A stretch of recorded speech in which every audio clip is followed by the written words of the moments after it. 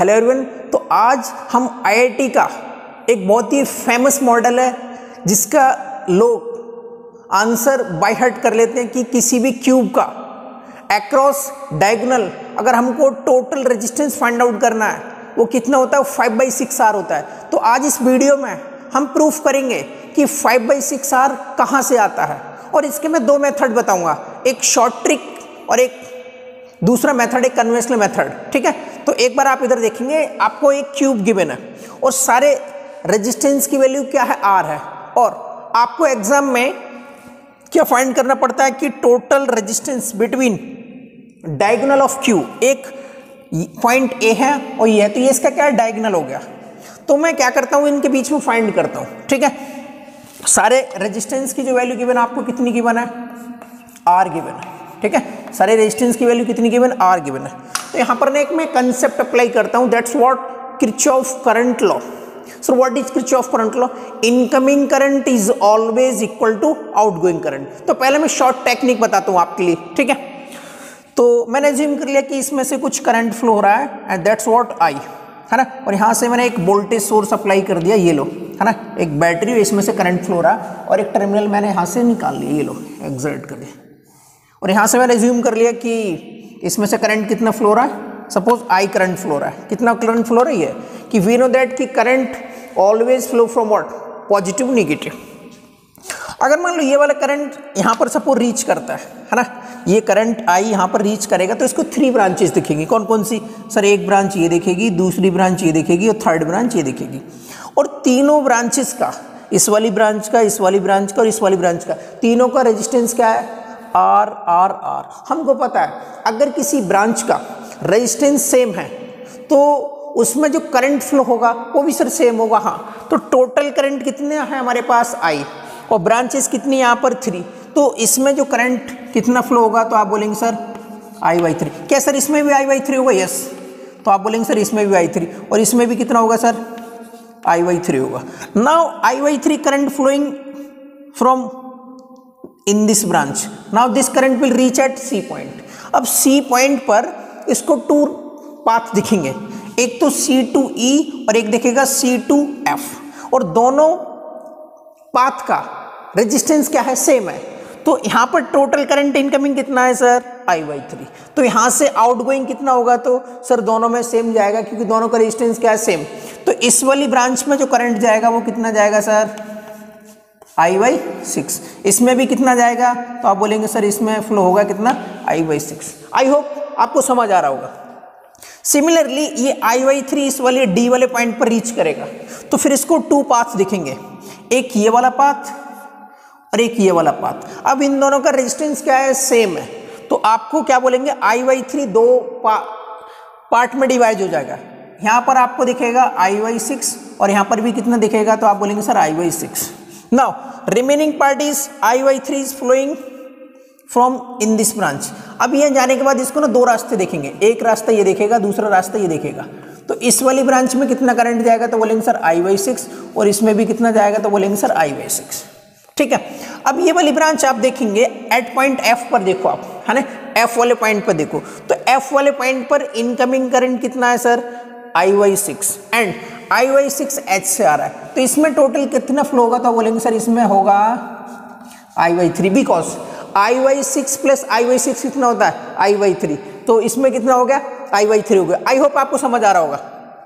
Similarly अगर आप, मैं इस वाली ब्रांच की बात करूं, G की, तो G पर एक करंट जो आपको दिख रहा है इस वाली ब्रांच से कितना जा रहा है, I/6, और I/6 इससे जा रहा है, तो इसमें टोटल करंट कितना जाएगा, तो आप बोलेंगे इसमें सर टोटल करंट फ्लो होगा कितना, I/3।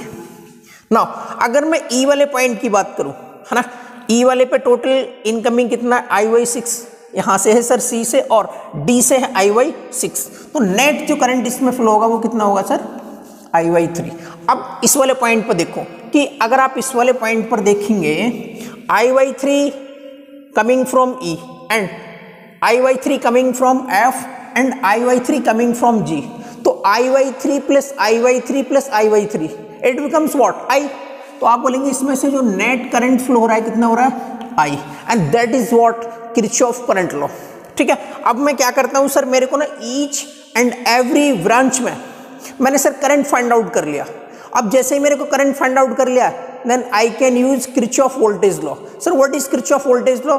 तो in any close loop circuit the algebraic sum of all the voltages is always equal to 0। वो मैं अप्लाई करता हूं। और ये क्या क्लोज लूप है? Yes sir, this is a close loop. तो मैं यहां पर देखो क्या अप्लाई करता हूं, किरचॉफ वोल्टेज लॉ अप्लाई करता हूं। और हमको पता है मैं कहां से चलना स्टार्ट करता हूं, ऑलवेज मैं यहां से चलना स्टार्ट करता हूं। ठीक है, मैं यहां से चलना स्टार्ट करता हूं। फर्स्ट पोलैरिटी क्या आएगी? तो यहां से अगर मैं देखूंगा तो यहां से जो फर्स्ट पोलैरिटी आएगी है ना, वो आएगी माइनस। माइनस कितना सर? V।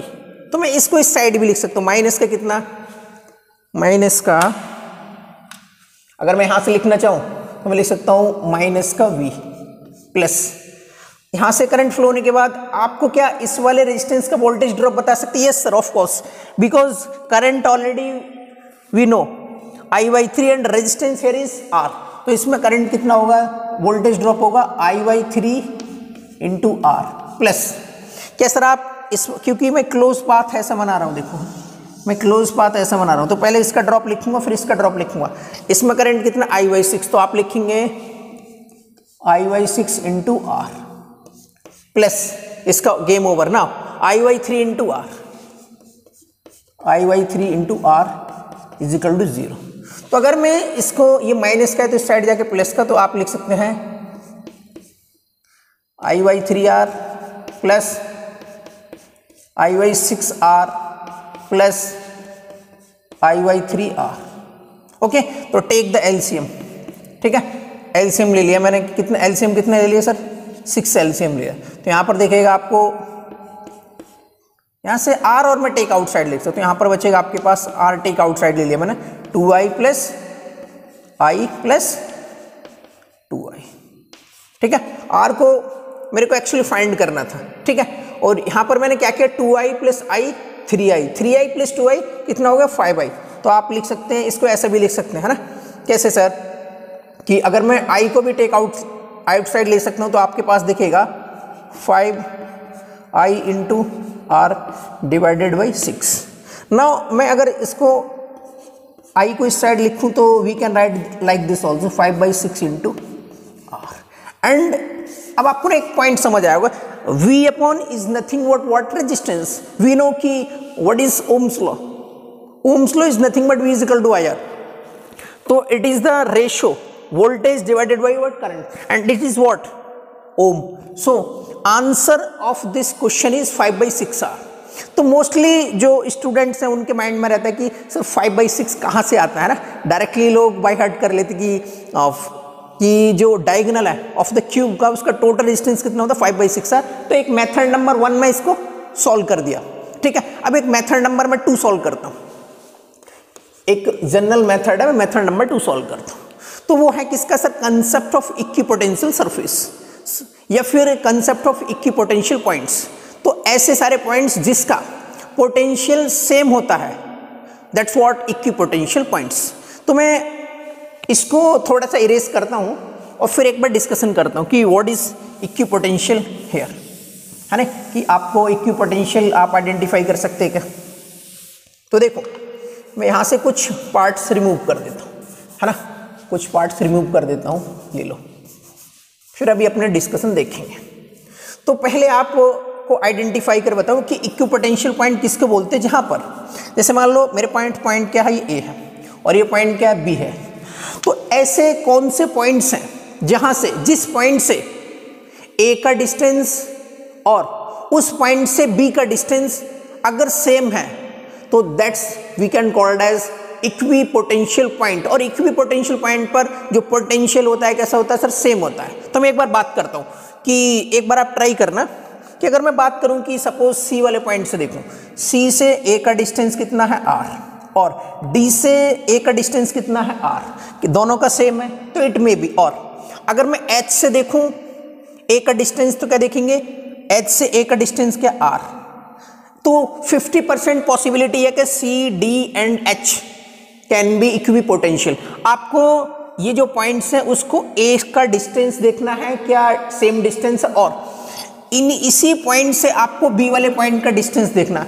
अगर इस वाले पॉइंट से बी का डिस्टेंस क्या रहा, सेम, तो we can called as C D H क्या है, इक्वी पोटेंशियल पॉइंट्स है। तो मैं एक बार चेक करता हूँ, सी से बी जाने के लिए तो एक रेजिस्टेंस और 2 रेजिस्टेंस। दूसरा, डी से बी पर जाने के लिए एक रेजिस्टेंस 2 रेजिस्टेंस, और एच से वी पर जाने के लिए एक रेजिस्टेंस 2 रेजिस्टेंस, या फिर आप इसको ऐसा भी जा सकते हैं। दैट मीन्स मेरे को क्लियर कट दिख रहा है सर कि एच, डी एंड सी क्या है सर, एक इक्वी पोटेंशियल पॉइंट है। ठीक है, मेरे को एकदम क्लियर हो गया। और कोई सा आपको पॉइंट दिख रहा है इक्वी पोटेंशियल? हाँ सर, मैं एक बार और चेक कर लेता हूँ कि और आपको कौन कौन सा इक्वी पोटेंशियल पॉइंट्स दिख रहा है। तो देखो ये वाला पॉइंट मेरे को अगर आप देखेंगे ठीक से, कंसेप्ट ऑफ इक्वी पोटेंशियल यहां से देखेंगे तो एक बार आप ई से ए का डिस्टेंस, तो 1 एक रेजिस्टेंस ये, 2 रेजिस्टेंस ये।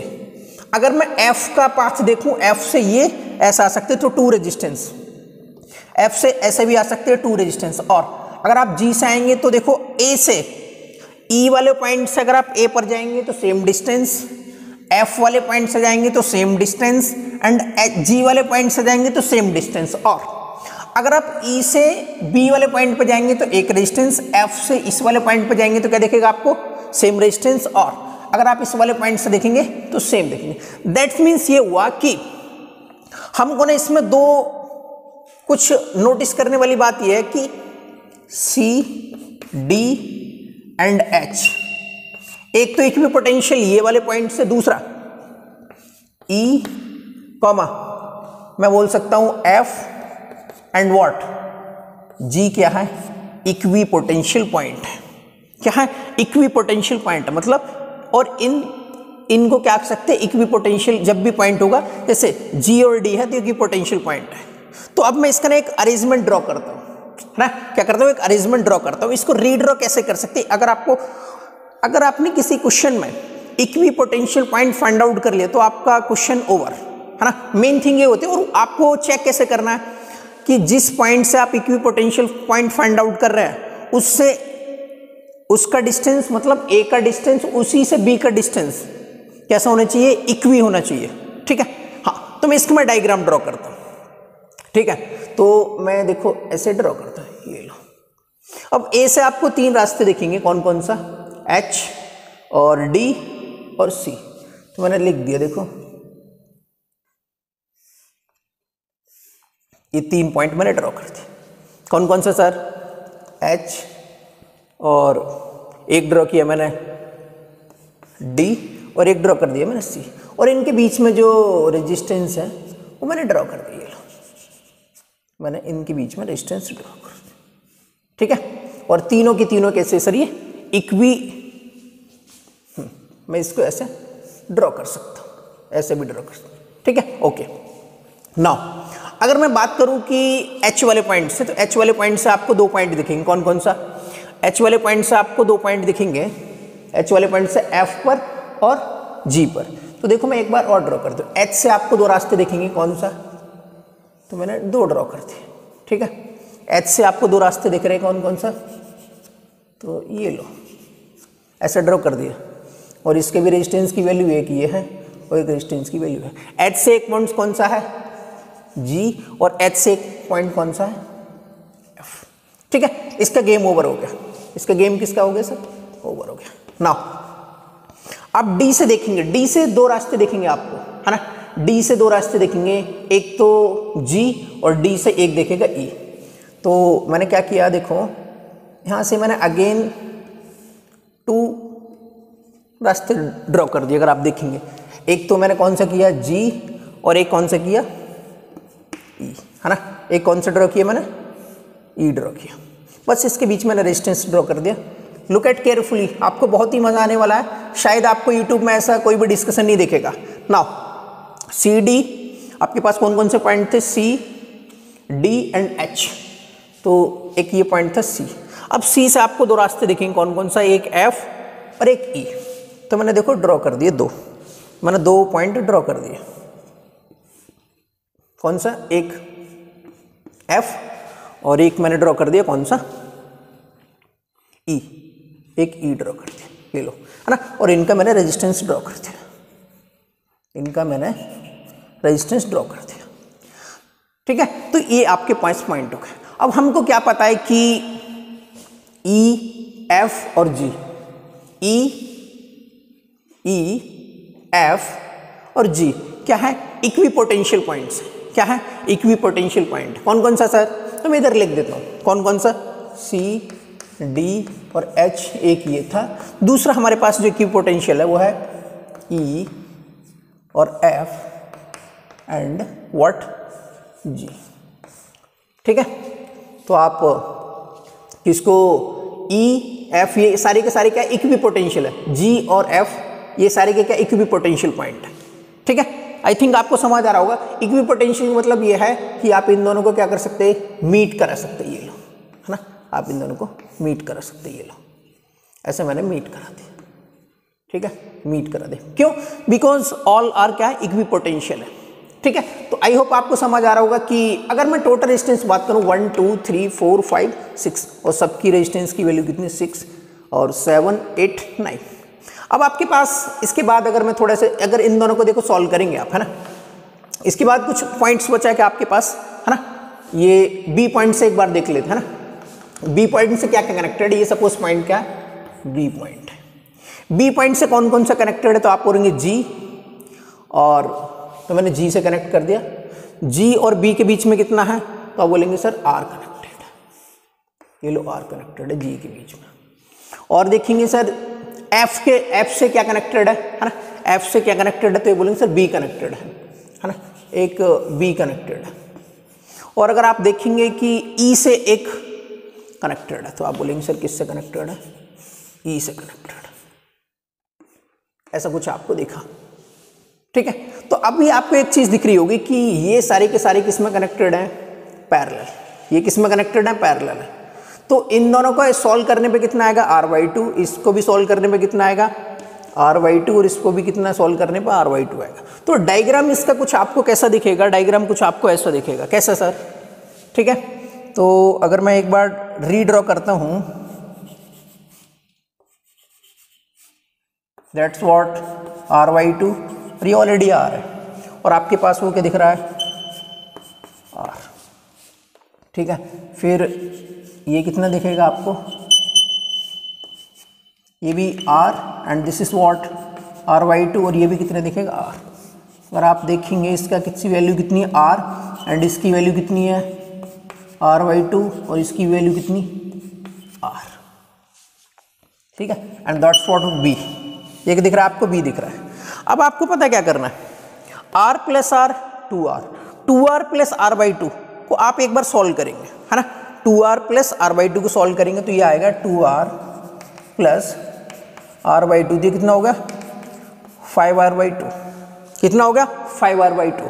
तो 5r/2 किस में कनेक्टेड है, ये इसका दोनों को सॉल्व करेंगे तो आपके पास आएगा 5r/2, और इसका भी सॉल्व करेंगे तो 5r/2, और इसका भी कितना है 5r/2, and all are connected in what, parallel. तो अभी मैं क्या करता हूं कि इसका ना 5r/2 का एक प्रैक्टिकल या फिर इधर विजुअलाइजेशन आपको बनाते हो, क्योंकि इन सबको ऐड किया हमने, है ना।